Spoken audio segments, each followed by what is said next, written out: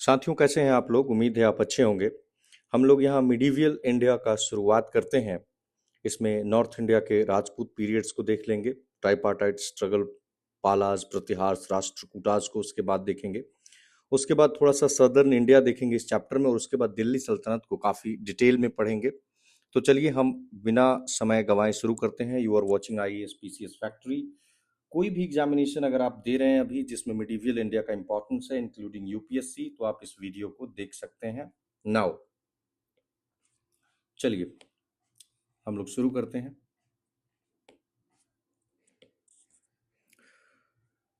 देखिए, राजपूत किंगडम्स पूछा जा सकता है कि इनकी राजधानी कहाँ थी और इनके जो फाउंडर थे, संस्थापक थे, वो कौन थे।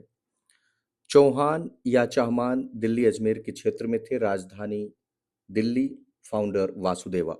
नेक्स्ट, प्रतिहार या परिहार कन्नौज के क्षेत्र में थे, राजधानी अवंती या कन्नौज, अवंती और कन्नौज भी थी। नागभट्ट वन फाउंडर थे। पवार या परमार मालवा के क्षेत्र में, उज्जैन, धर इनकी कैपिटल थी, ये मध्य प्रदेश में है बेसिकली।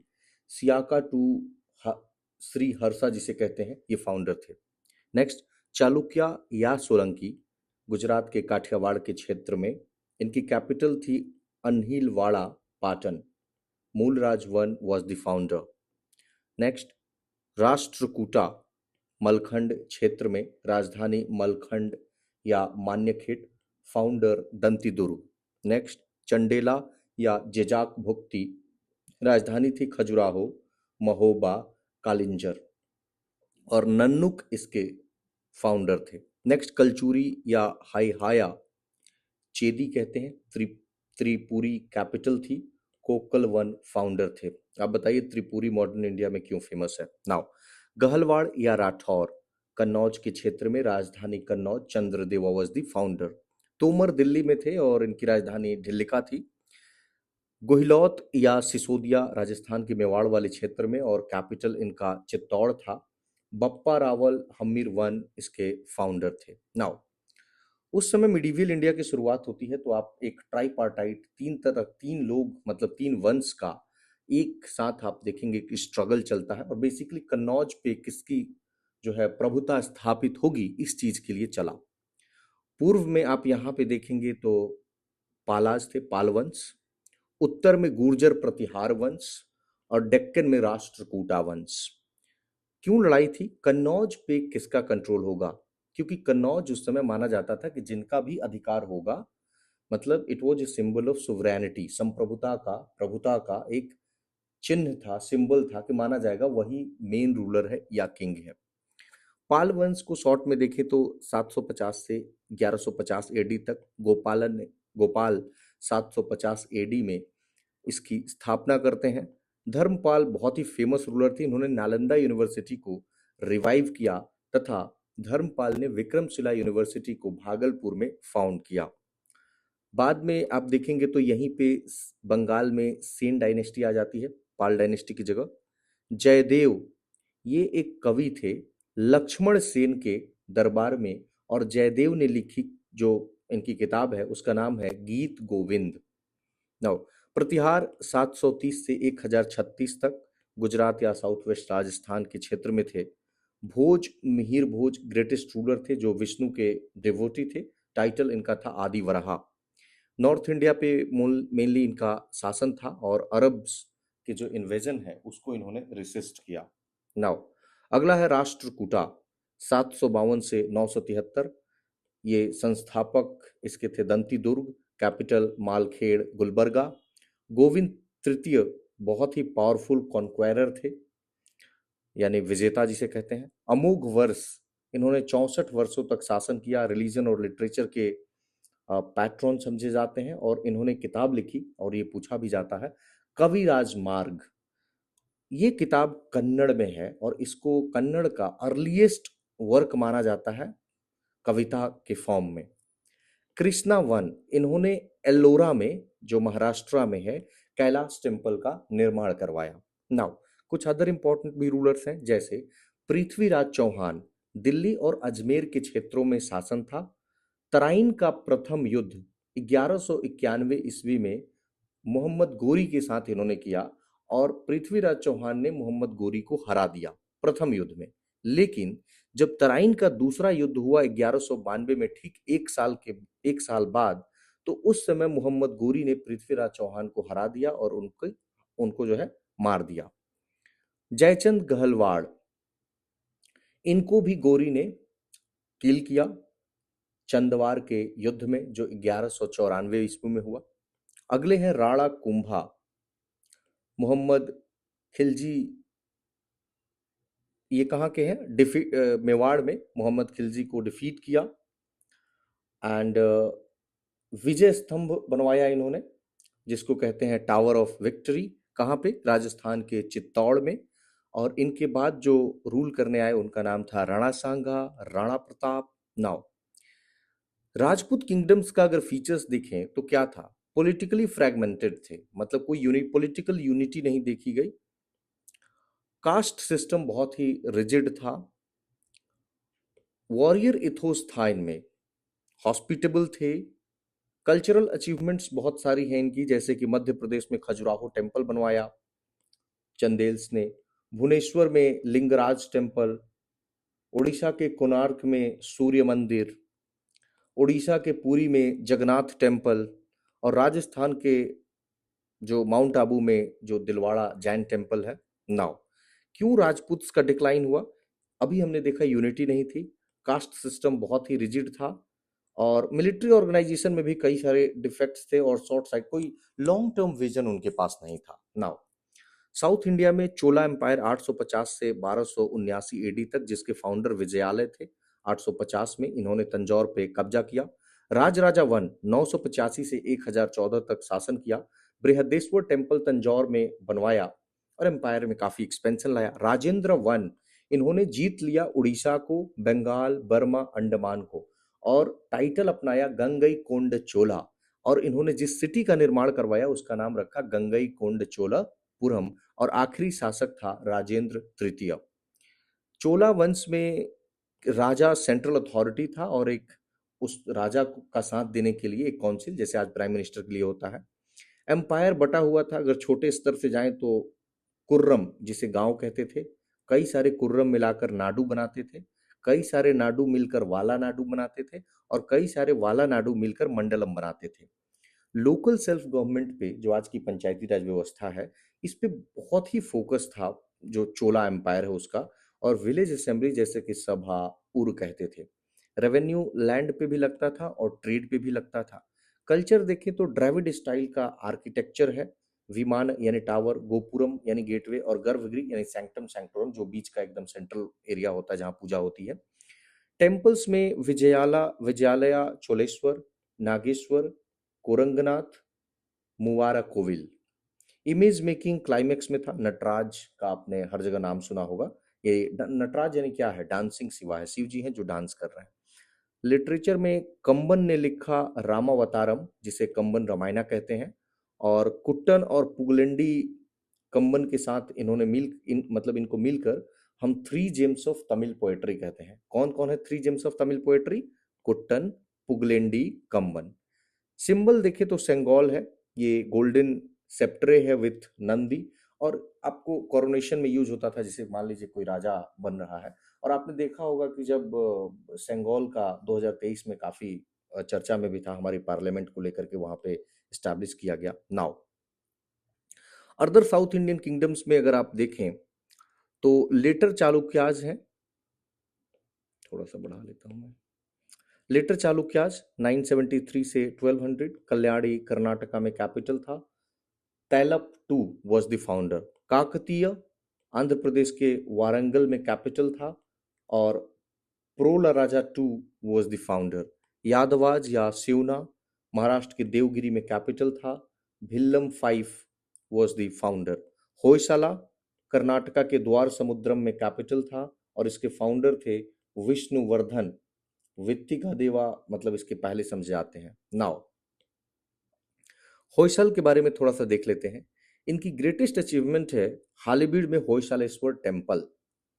कुछ अदर भी टेम्पल्स हैं, जैसे चेन्ना केशव बेलूर, केशव सोमनाथपुरा, और इन टेम्पल्स को यूनेस्को के वर्ल्ड हेरिटेज साइट में 2023 में लाया गया।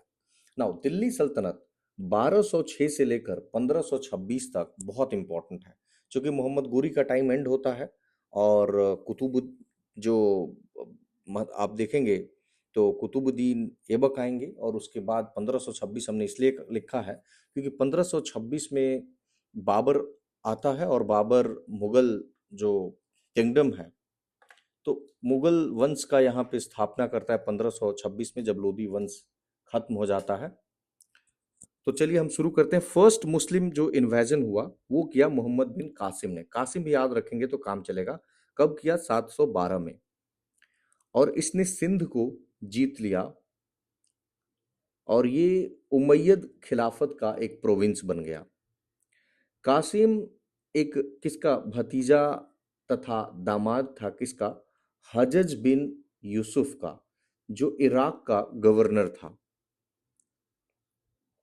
20 साल की उम्र में मार दिया जाता है खलीफा सुलेमान के ऑर्डर पे, और पॉलिटिकल राइवलरी इसका रीजन रहता है ना। पहला, अगर हम, चूंकि ये अरब इन्वेजन था तो इसको हम तुर्क इन्वेजन नहीं कह रहे हैं। अब यहाँ पे पहला हम तुर्क इन्वेजन देखते हैं तो महमूद गजनवी था तुर्की का पहला इन्वेजन। 17 बार भारत पे आक्रमण करता है और यहाँ से जो वेल्थ है उसको लेकर जाता है। 1025 में गुजरात के सोमनाथ टेम्पल पे रेड किया जो काठियावाड़ में है, और 1026 में इसको डिस्ट्रॉय करता है। टाइटल मिला यामीन अल दौला, यानी right hand of the state, Abbasid खलीफ के द्वारा, और डायनेस्टी को कहा गया यामिनी डायनेस्टी। कोर्ट हिस्टोरियन था इसका अल बरूनी, जिसने लिखा तहकीक ए हिंद, जिसमें इंडियन सोसाइटी और इंडियन कल्चर के बारे में डिस्क्रिप्शन है। 1030 ईस्वी में गजनी में इसकी मृत्यु होती है।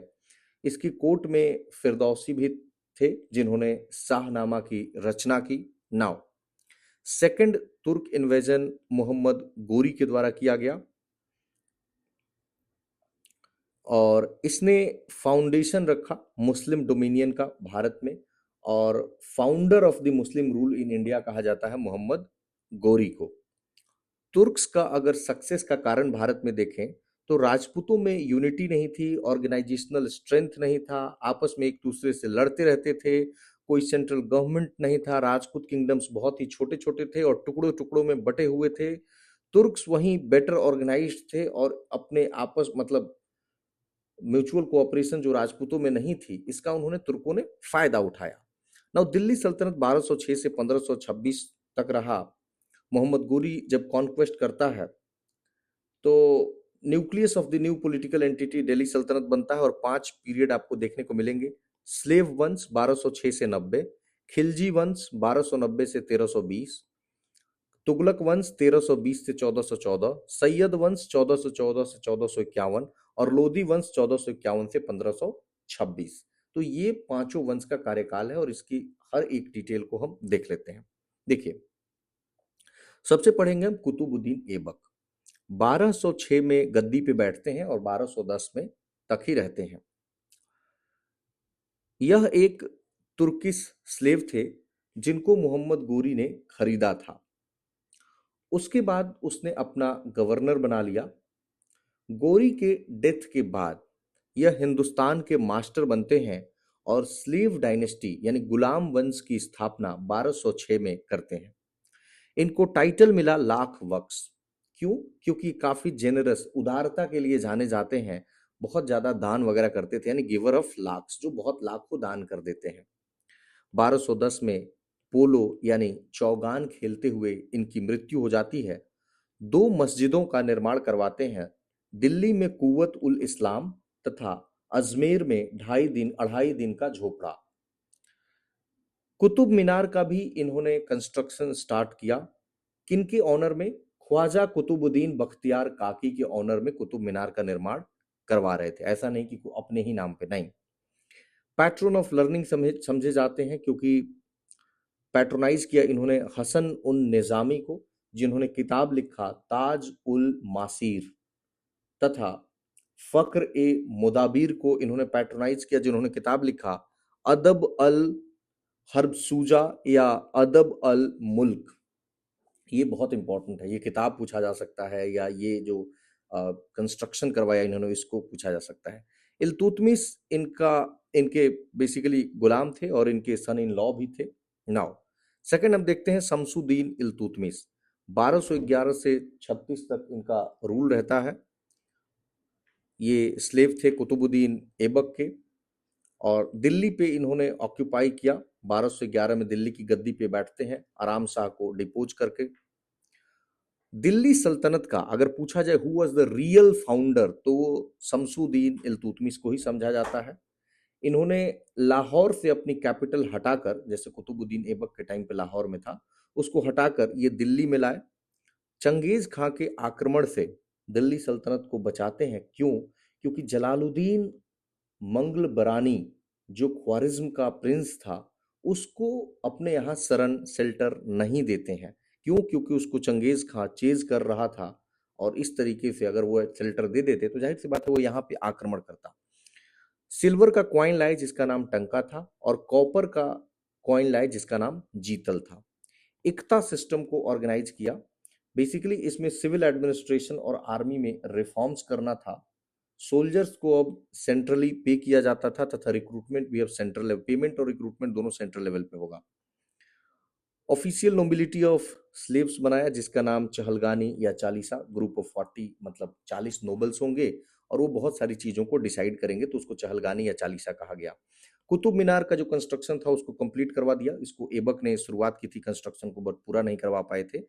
और पैट्रोनाइज करते हैं मिन्हास उस सिराज को और ये बहुत इंपॉर्टेंट किताब है इन्होंने लिखी थी तबकात ए नासरी, कई इंपॉर्टेंट एग्जामिनेशन में पूछा जा चुका है। नाउ नॉमिनेट किया इन्होंने अपनी बेटी रजिया को कि अगर हम जब चले जाएंगे तो रजिया ही अगला मतलब शासक बनेंगी। लेकिन जो नोबल्स थे, चालीसा था, वो इस बात को नहीं माना। इन्होंने इल्तुतमिश टॉम्ब का निर्माण करवाया जो कि पहला टॉम्ब था किसी भी रूलर का इंडिया में और कुव्वत उल इस्लाम का एक्सटेंशन भी इन्होंने बनवाया। नाउ अगले रूलर बने रुकनुद्दीन 1236 में जो इल्तुतमिश के बेटे थे और इनकी माता थी शाह तुर्कान। उन्होंने इनको क्राउन पहनाया इल्तुतमिश की मृत्यु के बाद, लेकिन रजिया ने इनको हटा दिया। रजिया कौन थी? इल्तुतमिश की बेटी थी।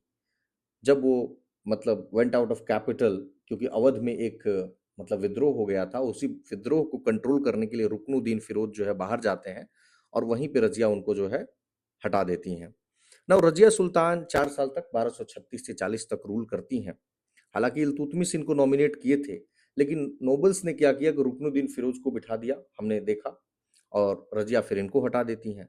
रजिया के बारे में है कि रजिया एक पहली और एकमात्र मुस्लिम महिला थी जो भारत की गद्दी पे बैठी और लोगों में ये काफी पॉपुलर थी। लेकिन जो नोबल्स हैं मतलब चालीसा जो था या थियोलॉजियंस हैं जो जो मुस्लिम धर्म के बारे में इंटरप्रेट करते हैं तो उनमें इनका बहुत ज्यादा पकड़ नहीं था।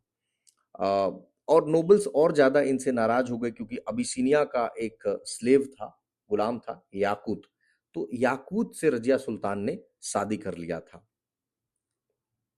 इनके टाइम पे रिवोल्ट भी हुआ लाहौर के गवर्नर के द्वारा, हांसी के गवर्नर, बदायूं तथा मुल्तान के गवर्नर के द्वारा, और काफी सीरियस रिबेलियन हुआ भटिंडा में। भटिंडा के गवर्नर थे अल्तुनिया, इसने कहा कि हम आपका जो संप्रभुता है वो हम नहीं मानेंगे। रजिया याकूत के साथ अल्तुनिया की तरफ आगे बढ़ती हैं लेकिन अल्तुनिया ने याकूत का मर्डर कर दिया और जो रजिया हैं उनको गुलाम बना लिया।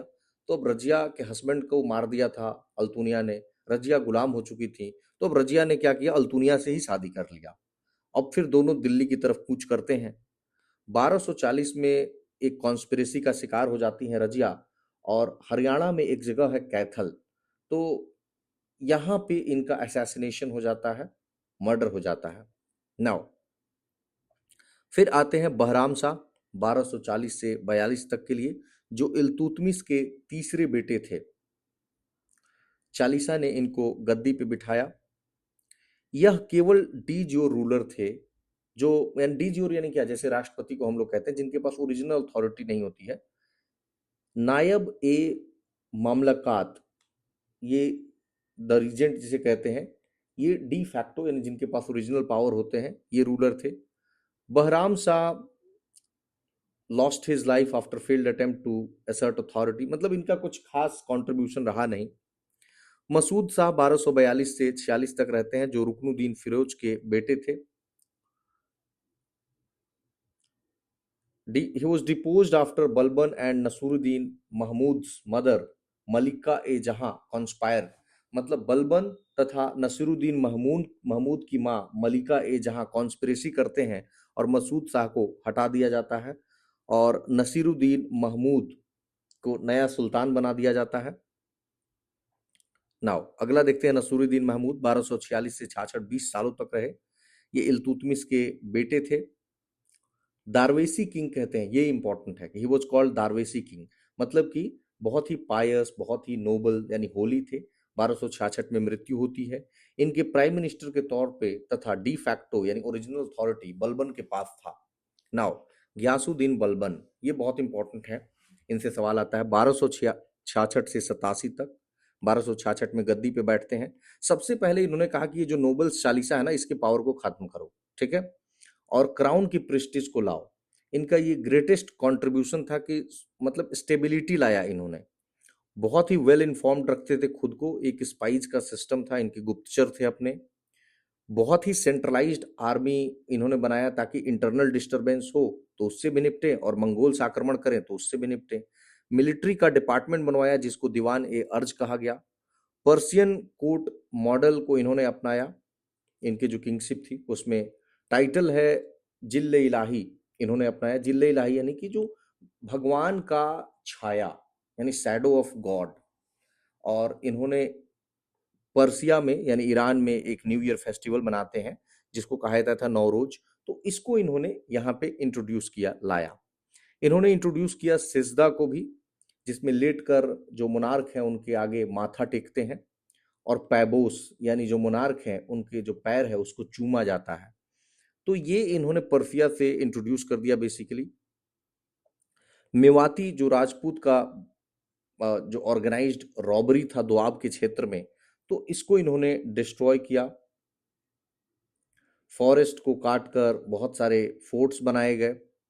अच्छा, जो सिजदा और पैबोस है ना, इसको शाहजहां ने रिप्लेस किया चहार तस्लीम तथा जामिन बोस के द्वारा, क्योंकि माना जाता था कि किसी के सामने झुकना जो है ये बहुत ही अन इस्लामिक है। इस्लाम में है कि भाई आप केवल अल्लाह के सामने झुक सकते हैं। तो चहार तस्लीम यानी क्या, चहार मतलब चार होता है, 4 टाइम्स। तस्लीम यानी 4 टाइम्स आप सैल्यूटेशन करेंगे, 4 बार। और जामिन बोस यानी वही ग्राउंड को, जैसे जब सुल्तान के सामने जाएंगे तो उनके पैर को ना चूम करके ग्राउंड को आप चूमेंगे, ठीक है। बाद में ओवरलुक दी सल्तनत अफेयर्स, बाद में बलबन ने जो है सल्तनत अफेयर्स पे उतना ध्यान नहीं दिया, क्योंकि उसके जो बड़े सबसे बड़ा जो बेटा था या उसको सबसे ज्यादा मानता था मोहम्मद, तो उसका डेथ हो जाता है। और बहुत ही उसका क्लोज व्यक्ति था तुगरिल, उसके द्वारा विद्रोह कर दिया जाता है।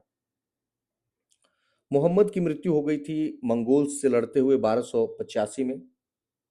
तुगरिल को कैप्चर किया जाता है और उसको उसका सर धड़ से अलग कर दिया जाता है। थ्योरी ऑफ किंगशिप देखें तो इसमें जो राजा है इसको भगवान का रिप्रेजेंटेटिव माना गया है अर्थ पे। कहीं ना कहीं आपको मनु की याद आ जाएगी। और एलाबोरेट कोर्ट एटिकेट था, किसी से बहुत ज्यादा मिलना जुलना बलबन को पसंद नहीं था, अकेले रहता था। मतलब बहुत ज्यादा नोबल्स जो है, चालीसा को तो खुद ही खत्म किया तो क्यों नोबल्स से ज्यादा मिलेगा। नाउ कैकूबाद 1287 से 90 तक शासन किया। Grand son of Balban, Balban का जो है ग्रैंड सन था। और फकरुद्दीन जो दिल्ली का कोतवाल था उसके द्वारा गद्दी पे बिठाया गया। खिलजी फैमिली के द्वारा इसको मार दिया जाता है और स्लेव वंश का अंत हो जाता है और खिलजी वंश का स्थापना हो जाता है। खिलजी वंश 1290 से 1320 तक शासन करता है। पहले शासक थे जलालुद्दीन खिलजी 1290 से 96। खिलजी वंश के संस्थापक हैं। ओल्ड और माइल्ड रूलर माना जाता है, तुर्किश नोबल्स में बहुत ही अनपॉपुलर थे। इन्होंने मलिक छज्जू को हराया जो बलबन का भतीजा था। और ठगी जो सिस्टम है उसको इन्होंने खत्म किया। ठगी में क्या होता था, प्रोफेशनल लोग रहते थे जो गला घोंट देते थे। उसके बाद आए अलाउद्दीन खिलजी। यहाँ पे एक पॉइंट है, इसको आप करेक्ट कर लीजिएगा, लास्ट पॉइंट। अलाउद्दीन, हालांकि यहाँ पे हमने करेक्ट करके दे दिया। अलाउद्दीन खिलजी 1296 से 1316, यह nephew and son in law थे जलालुद्दीन खिलजी के। और अलाउद्दीन खिलजी ने ही जलालुद्दीन खिलजी की हत्या कर दी गंगा नदी के किनारे कारा में, जो आज का प्रयागराज आप क्षेत्र देखते हैं, यहीं पे। इसकी ये एक बहुत बड़ी स्टोरी है कि देव, जब वो कारा का गवर्नर था अलाउद्दीन खिलजी, तो वो गया दक्कन में देवगिरी पे एक कैंपेन करता है, ठीक है। उस कैंपेन में उसने बहुत ज्यादा धन जीता, तो नियमतः उसको जाना चाहिए था राजा से मिलने, जलालुद्दीन खिलजी से मिलने। उसके मन में आ गया लालच, वो वहां गया नहीं और वो सीधे पहुंच गया कारा यानी प्रयागराज, और बोला कि आप ही यहीं यहाँ आ जाइए और आपको हम यहाँ पे सारी चीजें दे देते हैं। ये जलालुद्दीन खिलजी ने क्या गलती की कि जलालुद्दीन खिलजी बहुत सारे लोगों के साथ गए नहीं, सोचे कि यार हमारा दामाद है और हमारा भतीजा भी है, तो विश्वासघात तो करेगा नहीं। एक नाव पे बैठ करके और वो पहुंच जाते हैं, और नाव पहुंची ही ठीक वहां पे, और वो गले मिलते हैं, पैर छूते हैं, गले मतलब जो भी है उनका पैर छूते, उसी समय इशारा कर देता है अलाउद्दीन खिलजी की इनकी हत्या कर दो, और लगातार उन पे अटैक होने लगते हैं और वहीं पे मार दिया जाता है जलालुद्दीन खिलजी को, ठीक है। तो ये स्टोरी थी। नाउ पहला फर्स्ट तुर्की सुल्तान बने ये दिल्ली के, जिन्होंने राजनीति को धर्म से अलग किया और ये बात कही कि किंगशिप नोज नो किंगशिप। राजा है तो उसको क्या देखना है कि कौन हमारा रिश्तेदार है और कौन हमारा रिश्तेदार नहीं है। अलाउद्दीन का इंपीरियलिज्म देखें तो कई जगहों को जीता इसने, जैसे गुजरात को 1298 में, रणथंभौर 1301, मेवाड़ 1303, मालवा 1305, जालौर 1311। दक्कन की अगर बात करें तो मलिक काफूर ने आर्मी को लीड किया और देवगिरी के यादव रूलर थे रामचंद्र, इनको हराया। वारंगल के काकतीय के प्रताप रुद्रदेव को हराया। द्वार समुद्र के होयसला रूलर वीर भल्लाल III को हराया तथा मदुरई के पांड्य शासक वीर पांड्य को हराया। मलिक काफूर को, जिसे हम 1000 दिनारी कहते थे क्योंकि 1000 दिनार में इसको खरीदा गया था, अलाउद्दीन के डेथ के बाद यह बैठता है थ्रोन पे 1316 में। फिर शहाबुद्दीन को नॉमिनेट किया जाता है, जो अलाउद्दीन के 6 साल के ओल्ड प्रिंस थे किंग के रूप में, बट इम्प्रिजन कर लिया गया। बट इम्प्रिजन एल्डेस्ट प्रिंस मुबारक खान। काफूर को उनके लॉयलिस्ट, जो अलाउद्दीन के लॉयलिस्ट थे रॉयल फैमिली की, उन्होंने ही मार दिया। एडमिनिस्ट्रेटिव रिफॉर्म्स देखें तो 4 ऑर्डिनेंस आते हैं उस समय की, जो प्रॉब्लम्स नोबल्स के द्वारा क्रिएट किए गए थे, इसके लिए अलाउद्दीन ने किया। पहला बोला कि जो भी रिलीजियस इंडाउमेंट्स है या लैंड, वो उसको कन्फिस्केट करो, जो भी धार्मिक वगैरह लैंड वगैरह है, और लैंड ग्रांट जो है उसको फ्री करो। सेकंड, इसने बोला कि स्पाइस सिस्टम को हम रीऑर्गेनाइज करेंगे, गुप्तचर को रीऑर्गेनाइज किया। तीसरा बोला कि कोई शराब, मतलब शराब नहीं पीना है। और चौथा बोला कि नोबल्स को ना सोशल गैदरिंग नहीं करनी है कोई भी, और अगर आपस में शादी करनी है तो हमसे परमिशन लेना पड़ेगा। अलाउद्दीन का ये बहुत इंपॉर्टेंट है, इसने दाग और चेहरा सिस्टम अपनाया। दाग में क्या होता था कि हॉर्स की ब्रांडिंग, मतलब एक दाग लगा दिया जाता था, दाग यानी कि उसका पहचान एक था, और चेहरा यानी हुलिया भी इसे कहते थे।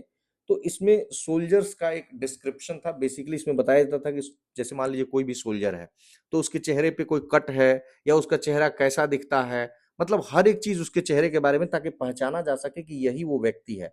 और बोला कि इनको पेमेंट हम क्या करेंगे, कैश के रूप में देंगे, स्टेट ट्रेजरी से देंगे, ऐसा नहीं कि लैंड ग्रांट इनको दे दिए, नहीं, हम इनको ऐसे देंगे।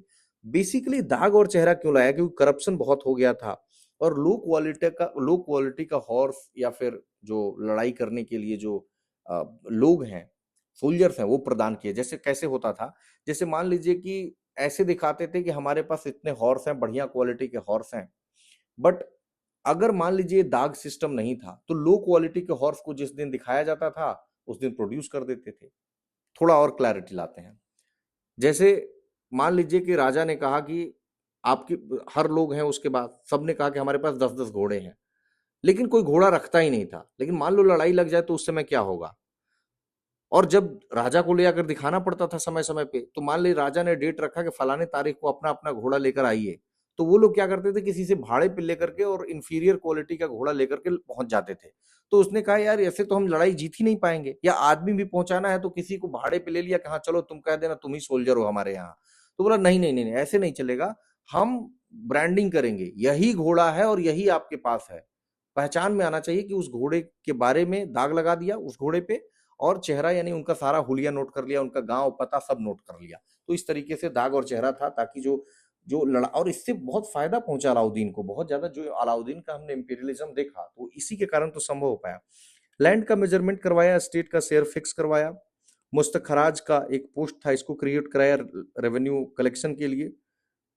पीजेंट्स को अपने प्रोड्यूस का कुछ हिस्सा लैंड रेवेन्यू के रूप में देना पड़ता था ना। मार्केट रिफॉर्म्स अलाउद्दीन का बहुत फेमस है। 3 मार्केट बनवाया दिल्ली में, एक तो अनाज का मार्केट, दूसरा बढ़िया बढ़िया जो क्लॉथिंग्स होती थी जो बहुत महंगी थी, और तीसरा घोड़ा या गुलाम लोग जो होते थे, या कैटल माल मवेशी जो है। और प्रत्येक मार्केट में एक उच्च लेवल का अधिकारी होता था जिसको कहते थे साहना। ये रजिस्टर रखता था, उस रजिस्टर में कौन कौन से लोग मर्चेंट्स हैं या प्राइस को कंट्रोल करना इसका काम था। मार्केट पे चेक्स रखते थे दीवान ए रियासत तथा साहना ए मंडी। और ओपन मार्केट में सभी गुड्स को लाया जाता था, उसको कहा जाता था सरा सरा ए अदाल। बहुत सारे फोर्ट्स भी बनवाया, जैसे कि अलाई फोर्ट है, या अलाई दरवाजा का भी निर्माण करवाया जो कुतुब मीनार का एंट्रेंस गेटवे है। 1000 सुतून का निर्माण करवाया। 1000 सुतून यानी एक पैलेस है 1000 जिसमें पिलर्स हैं। ये आप जाएंगे साउथ दिल्ली में तो यहाँ पे 1000 सुतून मिल जाएगा। और अलाई दरवाजा बेसिकली सदर्न गेटवे है कुव्वत उल इस्लाम मॉस्क का। फर्स्ट ट्रू डोम आप इसमें देख सकते हैं, रेड सैंडस्टोन और व्हाइट मार्बल से बना हुआ है। Pattern of art and learning था, जैसे कि पोएट म्यूजिशियन थे अमीर खुसरो, ये फेवरेट कोर्ट पोएट थे अलाउद्दीन के दरबार में। नेक्स्ट आते हैं मुबारक खान, जो 1316 से 1320 तक रहे। मलिक काफूर के डेथ के बाद प्रिजन से इनको फ्री किया जाता है, और शहाबुद्दीन के रीजेंट के रूप में इन्होंने काम किया। रीजेंट मतलब क्या होता है कि जैसे मान लीजिए कि कोई बच्चा है वो राजा बना दिया गया, या कोई बीमार है वो राजा है, तो उसके नाम पे जो शासन करेगा। तो 1 साल तक ही शासन कर पाए ये, और सैंक इनटू डिबॉचरी। डिबॉचरी यानी होता है कि जो कहते हैं ना रंगीला बादशाह टाइप, उस तरीके से मोहम्मद शाह टाइप, तो उस तरीके से फिजिकल प्लेजर इंक्लूडिंग अल्कोहल में डूब जाना। मुबारक हसन का अथॉरिटी उसके बाद स्टैब्लिश होता है, फुल कंट्रोल लिया इन्होंने, और टाइटल इनको सुल्तान से मिला खुसरो खान का। फिर कुछ ही महीनों में इनको मार दिया जाता है।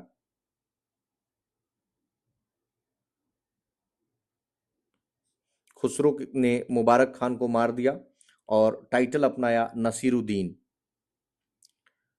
तो जाहिर सी बात है, जब मुबारक खान को मारा खुसरो खान ने, तो सत्ता पे वही बैठेगा खुसरो खान। इसको मार दिया गाजी मलिक ने, जो दीपालपुर का गवर्नर था। दीपालपुर अगर आप देखें तो आज का जो पाकिस्तान का पंजाब है वहां पे है। और दीपालपुर बहुत ही इंपॉर्टेंट है स्ट्रेटेजिकली, क्योंकि यहाँ पे 3 ऐसे गवर्नर हुए जो 3 अलग अलग वंशों की स्थापना किए, मतलब 3 अलग अलग डायनेस्टीज को फाउंड किया इन्होंने। जैसे इसके गवर्नर थे गाजी मलिक, इन्होंने आप देखिए तुगलक वंश की स्थापना कर दी। इसके गवर्नर थे खिज्र खां, जो सैयद वंश की स्थापना करते हैं। इसके गवर्नर थे दीपालपुर के बहलोल लोदी, जो लोदी वंश की स्थापना करते हैं। तो गाजी मलिक यानी ग्यासुद्दीन तुगलक का ही नाम था गाजी मलिक। तो गाजी मलिक और बेटे फखरुद्दीन जौना, इन लोगों ने मिलकर खिलजी वंश का अंत कर दिया और तुगलक वंश की स्थापना की। तुगलक वंश 1320 से 1414 ईस्वी तक शासन करता है। ग्यासुद्दीन तुगलक पहले शासक हैं जो 1320 से 25 तक रहे। खुसरो खान ने खुसरो खान को गाजी मलिक यानी ग्यासुद्दीन तुगलक के द्वारा मारा जाता है। गाजी मलिक जब सत्ता पे बैठता है तो उसने अपना जो टाइटल लिया वो रखा ग्यासुद्दीन तुगलक। एक एक्सीडेंट में मारा गया। बेटा था जौना या उलूग खान कहते थे, और जब गद्दी पे बैठा तो इसने अपना नाम रखा मोहम्मद बिन तुगलक। कई लोग मोहम्मद बिन तुगलक को इसके एक्सपेरिमेंट के लिए पगला बादशाह भी कहते हैं। नाउ दिल्ली के नजदीक एक सिटी का निर्माण करवाया, तुगलकाबाद, जो स्ट्रॉन्ग फोर्टिफाइड कैपिटल था। अब मोहम्मद बिन तुगलक को देख लें, 1325 से 51 तक, जो जौना खां उलुग खां नाम था और गयासुद्दीन तुगलक का बेटा था। 1325 में गद्दी पे बैठा, बहुत सारे रिफॉर्म्स लाया, 5 एम्बिशियस प्रोजेक्ट्स, ये बहुत इंपॉर्टेंट है, जिसके लिए वो बहुत ज्यादा विवादों में रहा। पहला, दोआब क्षेत्र में टैक्स को लेकर 1326 में, ये बहुत ही इल एडवाइज्ड फाइनेंशियल एक्सपेरिमेंट था। इसने क्या किया, दोआब में टैक्स रेट को बढ़ा दिया। दोआब यानी गंगा और यमुना का जो बीच का भूमि है, और अबवाब यानी कई तरह का सेस लगा दिया। ठीक है, मतलब शेयर जो है राज्य का वो उतना ही था जितना अलाउद्दीन के समय था, लेकिन जो फिक्सेशन किया गया ना, वो प्रोसेस बहुत आर्बिट्ररी था। वो होना किस पे चाहिए था, कितना प्रोडक्शन होता है उस पे उसको टैक्स लेना चाहिए, बट इस पे नहीं रखा। बहुत ही आर्टिफिशियल तरीके से जो प्राइसेस है वो फिक्स की गई। घरों पे टैक्स लगा दिया, जिसे कहा गया घरी, तो घर घरी। ठीक है, पैस्चर पे टैक्स, पैस्चर क्या होता है, चारागाह जिसे हम कहते हैं, तो उस पे टैक्स लगाया जिसका नाम रखा चराई, तो चारागाह से चराई और घर से घरी। नया एक एग्रीकल्चर का डिपार्टमेंट बनवाया जिसको कहा गया दीवान ए कोही। पर्पस था कि अधिक से अधिक भूमि को मतलब कृषि के अंतर्गत लाया जाए, और कैसे लाया जाएगा, तो किसानों की मदद की जाए ना। दूसरा, इसने डिबेटेबल काम किया, अपनी कैपिटल को 1327 ईस्वी में दिल्ली से देवगिरी लेकर चला गया और देवगिरी का नाम दौलताबाद कर दिया। देवगिरी एक बेस रहा था एक्सपेंशन का तुर्किश रूल के टाइम पे, और देवगिरी को सेकंड कैपिटल चाहता था ताकि वहां से साउथ इंडिया को बेटर कंट्रोल किया जा सकता था। लेकिन फाइनली अबेंडन करना पड़ा, क्योंकि उसको समझ में आ गया कि वो वहां से नॉर्थ को कंट्रोल नहीं कर सकता है और नॉर्थ से साउथ को कंट्रोल नहीं कर सकता है, तो सोचा एक जगह ही चलते हैं, नॉर्थ में ही। 1329 में एक टोकन करेंसी को इंट्रोड्यूस करता है, जो ब्रॉन्ज क्वाइंस था, और उसका सेम वैल्यू रखा जितना कि सिल्वर क्वाइन का था। लेकिन इससे फोर्जरी का को कंट्रोल करना था, जो कि हुई नहीं, और इनफैक्ट बहुत ज़्यादा डिवैल्यूएशन हो गया इस करेंसी का मार्केट में, तो इसको विड्रीव करना पड़ा इसको, और प्रॉमिस किया कि सिल्वर से इसको एक्सचेंज कर लिया जाएगा। चौथा था खुरासान एक्सपीडिशन 1329 में। खुरासान को लैंड ऑफ राइजिंग सन कहा जाता था। आज बताइए लैंड ऑफ राइजिंग सन किसको कहते हैं, इंडिया में भी और वर्ल्ड लेवल पे भी। तो बेसिकली खुरासान में आप देखेंगे तो कई सारे क्षेत्र में आज आज देखेंगे तो फैला है, जैसे अफगान में हेरात, बल्ख, ईरान में निसापुर, तुर्कमेनिस्तान में मर्व, तो कई सारे मतलब देशों में आज खुरासान फैला है। तो खुरासान पे कब्जा चाहता था क्योंकि यूनिवर्सल कॉन्क्वेस्ट का विजन था।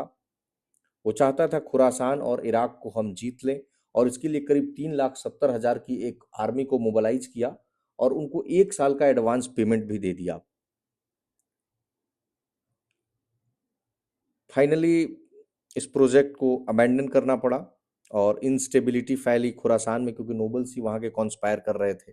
और आखिरी डिबेटेबल चीज था कराचील का एक्सपीडिशन 1330 में, जो कुमाऊं हिल्स में, हिमालय में, चाहता था कि चाइनीज इनकर्जन्स को हम कंट्रोल करें।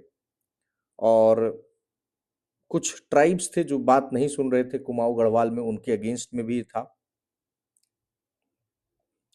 पहली बार तो सक्सेस मिलती है, लेकिन रेनी सीजन जब आता है तो बहुत ही दिक्कत होने लगती है। ये जो पांचों प्रोजेक्ट्स है, इसके कारण बहुत सारे रिवोल्ट्स हुए। लास्ट जो इसके दिन थे वो इन रिवोल्ट्स को सप्रेस करने में ही चले गए। अब सोच कर देखिए कि 25 सालों तक शासन किया और 36 रिवोल्ट्स हुए। 1335 में मदुरई इंडिपेंडेंट हो गया जलालुद्दीन एहसान शाह के द्वारा। सॉरी, मदुरई मैंने गलती से बोल दिया, मुदुराल, जो कि कर्नाटक के रायचूर जिला में आज मिलेगा। 1336 में विजयनगर साम्राज्य की स्थापना होती है हरिहर एंड बुक्का के द्वारा। वारंगल भी इंडिपेंडेंट हो जाता है कान्हालिया के द्वारा। 1341 से 47 में रिवोल्ट्स होते हैं, जो सादा अमीर और बहमनी किंगडम 1347 में हसन गंगू स्टैब्लिश करते हैं। सिंध के थाटा में मोहम्मद बिन तुगलक का कैंपेन के दौरान डेथ हो जाता है। एक तुर्किश स्लेव मार देता है जिसका नाम था तागी। इनके दरबार में स्कॉलर्स देखें तो मोरक्को जो अफ्रीका का देश है वहां से आया था इब्न बतूता। इसने किताब लिखी, किताब उल रहला, जो एक ट्रेवेलॉग है। और इब्न बतूता मतलब ने इसको काजी ऑफ दिल्ली कहा। नाउ इसको काजी ऑफ दिल्ली कहा गया इब्न बतूता को। फिरोज शाह तुगलक इसके बाद 1351 में आते हैं और 1388 तक। यह कजन थे मोहम्मद बिन तुगलक के। नोबल्स और थियोलॉजियंस ने फिरोज शाह को अगले सुल्तान के रूप में चुना। आगे हम देखेंगे भी क्या कारण था, क्योंकि ये नोबल्स और थियोलॉजियंस को अपीज करने के लिए बहुत सारा काम किया इन्होंने। दिल्ली सल्तनत कई भागों में टूटने वाला था, इससे बचा लिया। अपीजमेंट की पॉलिसी अपनाया, नोबिलिटी को, आर्मी को या थियोलॉजियंस को, और केवल उसी एरिया पे अथॉरिटी को अपना मतलब असर्ट किया जो आराम से सेंटर से कंट्रोल किया जाएगा। मतलब बहुत ज्यादा एक्सपेंशन पे फोकस नहीं किया गया, लेकिन साउथ इंडिया और डेक्कन पे मतलब रीअसर्ट किया उसने अपने अथॉरिटी को। मान लीजिए कोई नोबल अगर मरा तो इसने कहा कि उसका जो बेटा है वो सक्सीड कर जाएगा और उसकी इक्ता को भी ले लेगा। अगर बेटा नहीं हुआ तो हम दामाद को दे देंगे, अगर दामाद भी नहीं हुआ तो स्लेव को मिल जाएगा। यानी जो हेरिडिटी का प्रिंसिपल है ये आर्मी में भी ला दिया कि आर्मी में एक आदमी गया, फिर उसका बेटा, फिर नहीं तो दामाद। सोल्जर्स को रेस्ट करने के लिए भी मौका देता था और बोलता था कि तब तक तुम अपने बेटे को भेज दो, वो सोल्जर का काम कर लेगा। और सोल्जर्स को पैसा नहीं दिया जाता था, बल्कि लैंड रेवेन्यू मतलब असाइनमेंट्स दे दिया जाता था विलेजेस का, जिसको वाक्फ कहते थे। और लैंड रेवेन्यू वो कलेक्ट करते थे उससे, जिसका बहुत सारा अब्यूज भी किया गया। थियोलॉजियंस जो थे, जो धार्मिक लोग थे, तो उनको इसने उनका दिल जीतने के लिए अपने आप को ट्रू मुसलमान राजा बताया कि मैं I am the true Muslim king. कुछ प्रैक्टिसेस को बैन किया जो नॉन इस्लामिक थी, जैसे कि जो मुस्लिम महिलाएं हैं वो, जो मान लीजिए कोई संत हैं तो उनके मजार पे जाती थी पूजा करने, तो उसको बैन कर दिया, वो विजिट नहीं कर सकती थी। जजिया को एक अलग से टैक्स के रूप में इसने बनाया और जजिया से बोला कि हम ब्राह्मण्स को भी नहीं छोड़ेंगे, क्योंकि शरीयत में ऐसा नहीं कहा गया है कि किसी को छोड़ना है। नया जो टैक्सेशन सिस्टम था वो कुरान के अनुसार था, जिसमें 4 टैक्स की बात कही गई। खराज यानी लैंड टैक्स था ये, जितना प्रोडक्शन करेंगे उसका 1/10वां भाग। जक़ात अपनी प्रॉपर्टी का 2% दे देंगे।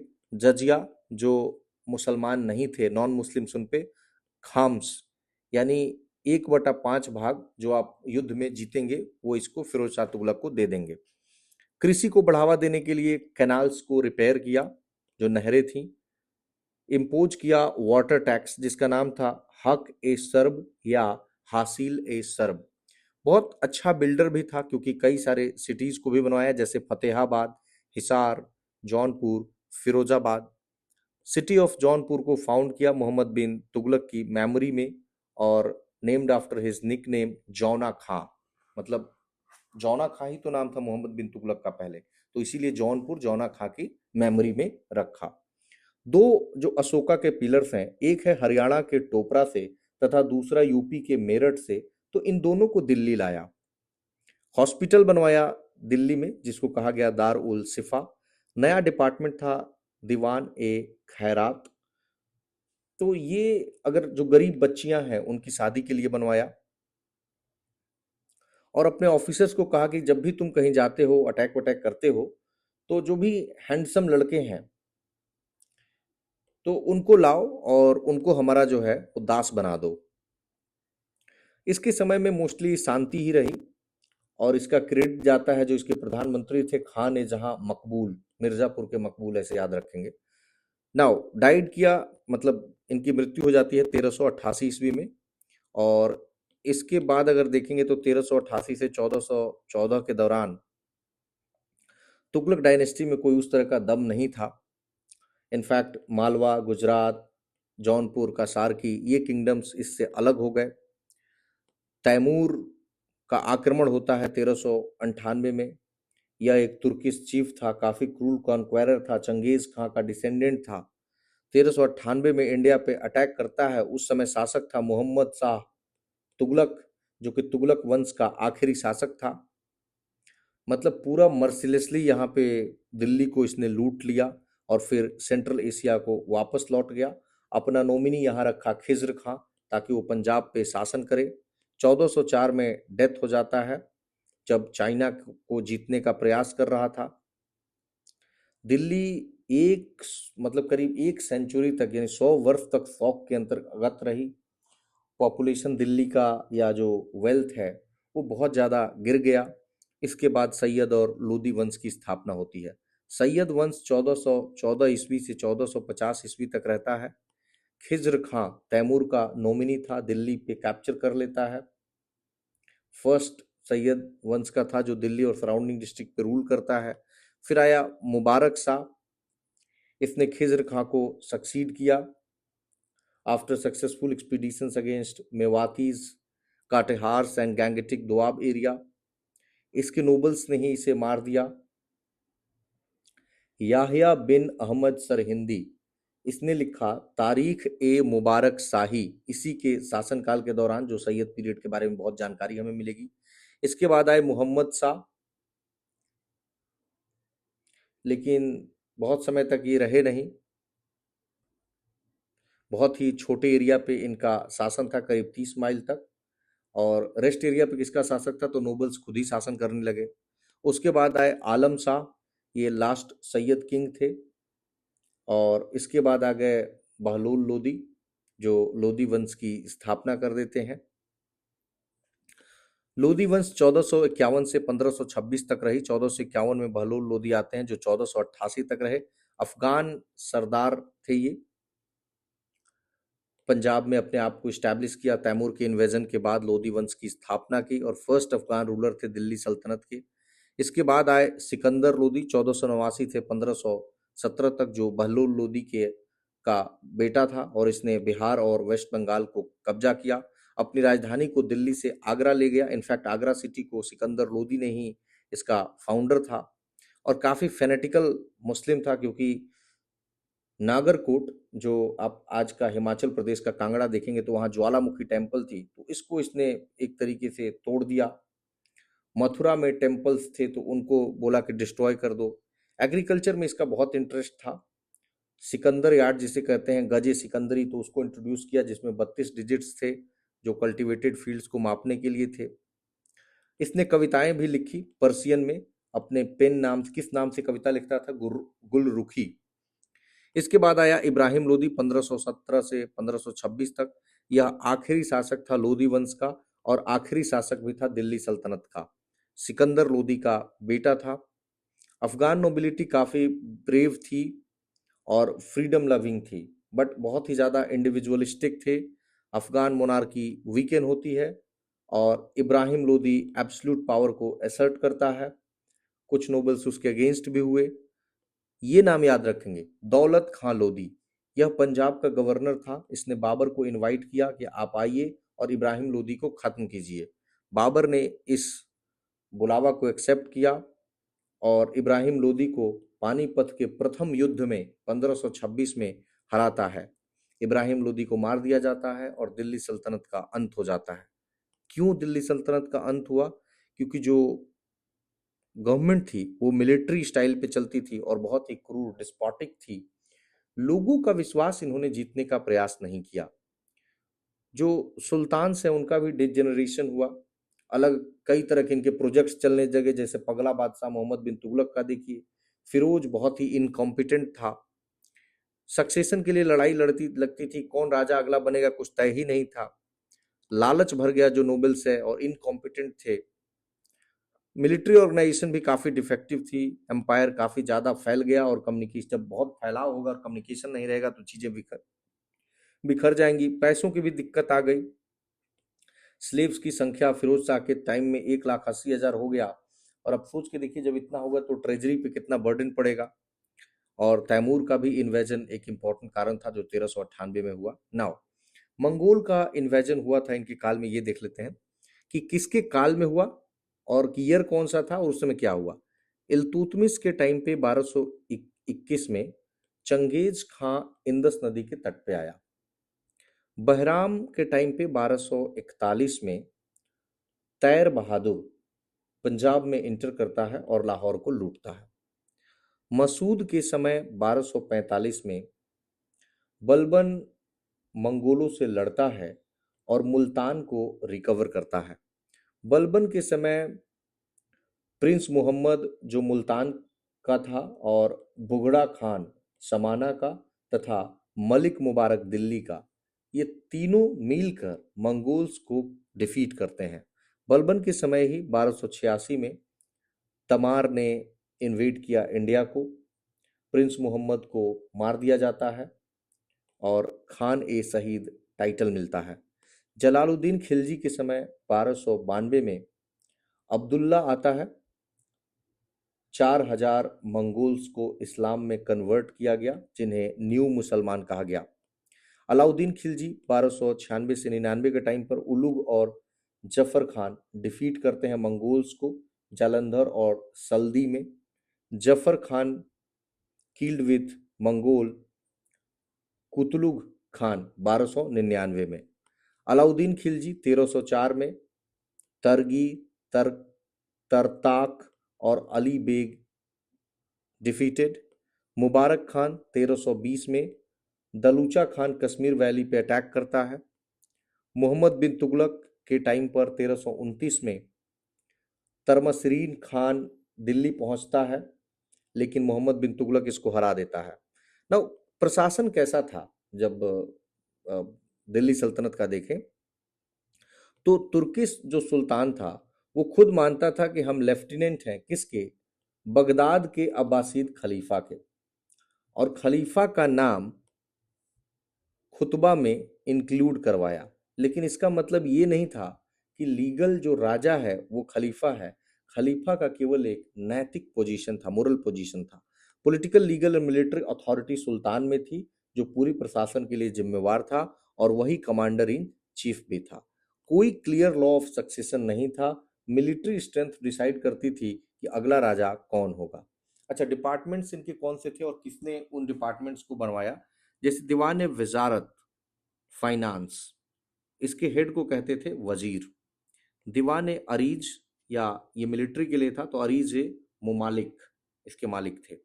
दीवान ए इंसा करस्पॉन्डेंस के लिए था, दाबीर ए मुमालिक इसके हेड थे। दीवान ए रिसालत अपील्स के लिए, दाबीर ए मुल्क। दीवान ए मुस्तखराज एरियर्स के लिए था, जिसको अलाउद्दीन खिलजी ने फाउंड किया। दीवान ए रियासत कॉमर्स के लिए था, राइस ए मुमालिक और अलाउद्दीन खिलजी ने फाउंड किया। दीवान ए कोही एग्रीकल्चर के लिए था, मोहम्मद बिन तुगलक ने फाउंड किया। दीवान ए बंदगान स्लेव्स के लिए था, फिरोज तुगलक ने फाउंड किया। दीवान ए खैरात, खैरात यानी चैरिटी, फिरोज तुगलक ने फाउंड किया। दीवान ए इस्तियाक पेंशन के लिए था, फिरोज तुगलक ने फाउंड किया। ठीक है। नाउ अब थोड़ा एडमिनिस्ट्रेटिव डिवीजन देख लेते हैं। जो राज्य होता था उसको इक्ता कहते थे और उसके हेड को इक्ता या वाली कहते थे। डिस्ट्रिक्ट को सीक, हेड को सीकदार। उससे नीचे का यूनिट था जो सब डिवीजन कहते हैं हम, तालुक या परगना, उसको हेड को कहते थे चौधरी या अमील। उसके नीचे था ग्राम यानी विलेज, इसके हेड को कहते थे मुकद्दम या खूत। नाउ देख लेते हैं कि इनका आर्ट एंड आर्किटेक्चर कैसा था। तो कुछ न्यू फीचर्स को भी लाए गए तुर्किश कॉन्क्वेरर के द्वारा, जैसे कि डोम, लॉफ्टी टावर या ट्रू आर्च जिसमें कि बीम होता था, या वॉल्ट लगाया गया। जैसे ट्रू आर्च का एग्जांपल देखेंगे तो बलबन का जो टॉम है दिल्ली के मेहरौली में 1287 में बनाई गई। वॉल्ट का एग्जांपल देखेंगे तो अलाई दरवाजा है अलाउद्दीन द्वारा। ना कंक्रीट और मोर्टार को इन्होंने लाया जो पहले कम यूज होता था। 2.5 दिन का झोपड़ा अजमेर में एक ब्यूटीफुल प्रेयर हॉल है, और इसमें कार्व्ड मेहराब है, वाइट मार्बल का आर्च है। पहला example of true arch tomb of Ghiyasuddin in Mehrauli Delhi, अभी हमने यहाँ पे देखा, ये है। खिलजी पीरियड में जो आर्च एंड डोम है ये स्टैब्लिश होता है, जैसे tomb of Hazrat Nizamuddin Auliya eight Delhi. Tughlaq के टाइम पे अगर हम बिल्डिंग्स देखें तो बहुत ही सिंपल प्रकार की और सोबर बिल्डिंग्स थी, क्योंकि फाइनेंशियल रिसोर्सेस बहुत ही कम था, और जो वॉल्स थे वो काफ़ी स्लोपिंग थे, डार्क अपीयरेंस था। उदाहरण के तौर पे फोर्ट ऑफ तुगलकाबाद है, टॉम्ब ऑफ गयासुद्दीन तुगलक है, जो a new phase of Indo Islamic architecture मानते हैं। फोर्ट ऑफ आदिलाबाद है, जैसे आप देखिए ये आदिलाबाद का फोर्ट है और ये तुगलकाबाद है, ये वाला। तो थोड़ा सा इमेज से आपको याद हो जाएगा। ओके, नाउ सैयद पीरियड बहुत ही शॉर्ट था कि इसमें क्या ही कंस्ट्रक्शन होगा, इतना छोटा पीरियड था। लोधी के टाइम पे आप देखेंगे तो डोम्स जैसे पहले एक थे तो अब डबल डोम्स का कॉन्सेप्ट आ गया।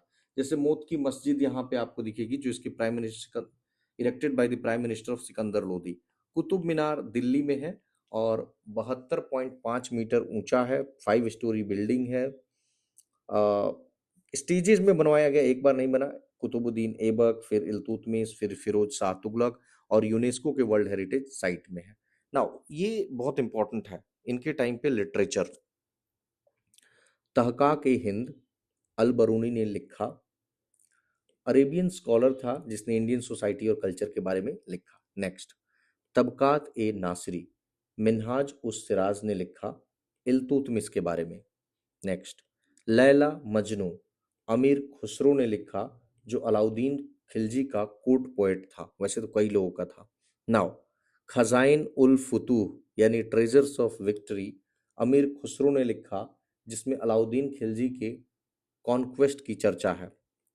तुगलक नामा, अमीर खुसरो ने लिखा गयासुद्दीन तुगलक के बारे में। नूह सिफीर, अमीर खुसरो ने लिखा, अलाउद्दीन खिलजी का पोएटिक डिस्क्रिप्शन है। फतवा ए जहानधारी, ये बहुत इंपॉर्टेंट किताब है, इसको जियाउद्दीन बर्नी ने लिखा तुगलक वंश के बारे में। तारीख ए फिरोज शाही, इसको भी जियाउद्दीन बर्नी ने लिखा फिरोज शाह के टाइम पे। लेकिन याद रखेंगे, यहाँ ये किसी में फतवा आएगा, किसी में तारीख आएगा, फिरोज शाही कॉमन आएगा, तो इन तीनों को डिफ्रेंशिएट कर लेंगे। फतवा ए जहानदारी, इसको फिरोज शाह ने लिखा अपने शासनकाल में। तो तारीख ए फिरोज शाही जियाउद्दीन बर्नी लिखता है, और फतवा ए फिरोज शाही फिरोज शाह लिखता है। बस यहाँ तारीख और फतवा में अंतर हो गया। नाउ, किताब फी तहकीक अल बरूनी, इंडियन साइंस के बारे में। कानून ए मसूदी अल बरूनी, एस्ट्रोनॉमी के बारे में। जवाहर फिल जवाहिर अल बरूनी, मिनरोलॉजी के बारे में। कामस फिरोजाबादी के द्वारा, अरबिक वर्ड्स का डिक्शनरी है। ताज उल माथिर बाय हसन निज़ामी, जिसमें इलबारिस यानी स्लेव डायनेस्टी का हिस्ट्री है। चचनामा अली बिन हमीद कूफी, जिसमें सिंध की हिस्ट्री है। लुबाब उल अलाब लिखा गया बुखारी के द्वारा, जो पर्सियन एंथोलॉजी है। खमसाह अमीर खुसरो के द्वारा, इसमें लिटरेचर एंड पोएम्स हैं। शाहनामा फिरदौसी ने लिखी मोहम्मद गजनी के बारे में। किताब उल रहला इब्न बतूता ने लिखा, अभी हमने देखा जो अफ्रीकन था। मिफ्ताह उल फुतूह अमीर खुसरो ने लिखा जलालुद्दीन के बारे में। मुल्ता उल अनवर अमीर खुसरो ने लिखा। अयना ए सिकंदरी अमीर खुसरो। हस्त बिस्टी अमीर खुसरो। सीरीन खुसरो अमीर खुसरो। तारीख फिरोज शाही शम्स ए सिराज अफीफ ने भी लिखा, इसमें हिस्ट्री ऑफ तुगलक्स है, सेम नाम से किताब है। फुतूह उस सलातीन इसामी ने लिखा बहमनी किंगडम के बारे में। नाउ, किंगडम्स ऑफ साउथ अगर हम देख लें प्री दिल्ली सल्तनत, तो वेस्टर्न या लेटर चालुक्या, जिसकी राजधानी कर्नाटक के कल्याणी में, तैलप 2 फाउंडर थे। कातिवा या काकतीय कहते हैं, आंध्र प्रदेश के वारंगल में पोलराजा 2 फाउंडर थे। यादवा महाराष्ट्र के देवगिरी में भिल्लम 5 फाउंडर थे। होयसाला कर्नाटक के द्वार समुद्र में विष्णुवर्धन फाउंडर थे। टेम्पल ऑफ होयसालेश्वर द्वार समुद्र में है, जो मॉडर्न हालेबीड जिसे कहते हैं, ग्रेटेस्ट अचीवमेंट है होयसाला आर्ट का। होयसाला टेम्पल हालेबीड में यानी होयसालेश्वर टेम्पल, बेलूर यानी Chennai Keshava temple and Somanathapuram Keshava temple Karnataka में, इसको यूनेस्को वर्ल्ड हेरिटेज साइट सितंबर 18 2023 में घोषित किया गया। इसके बाद हम विजयनगर और दूसरे किंगडम्स को पढ़ेंगे। धन्यवाद।